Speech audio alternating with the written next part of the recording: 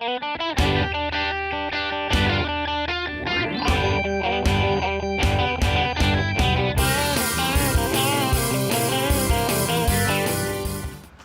it's Dave Redinger. I wanted to give you a couple of tips to get through the rest of this rotten winter we're having. Well, first off, let's talk about leaving the window on your driver's side down about 1/4 of an inch. The reason we're doing that is all through the day you're collecting moisture inside the car. You're dragging snow in and it's actually staying on the floor mats.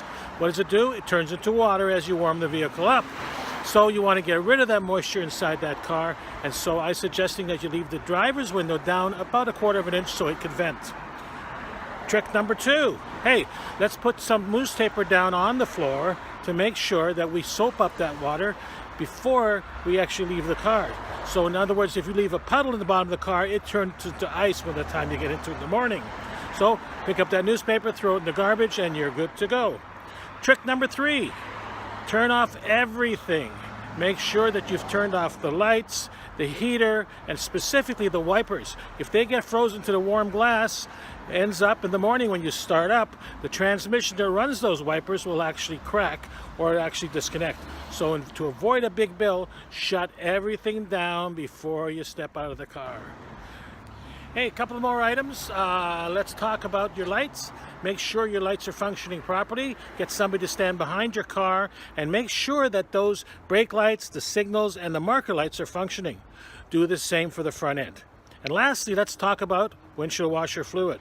Well, you want to look for a fluid that is at least 45 below zero. The reason being is the windshield factor on the glass and the fact that it evaporates so quickly, you can easily reach 45 degrees below zero and the glass will actually fog up and freeze. And a lot of us are not driving under defroster mode, so the glass just warms up as the car itself warms up.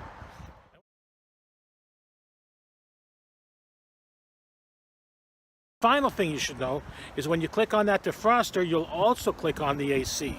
The reason we do that is we want dry air up onto the glass, and secondly, we want to run that air conditioning system in the winter, so when spring comes around and the warm weather's here, you click it on and we know it's going to function.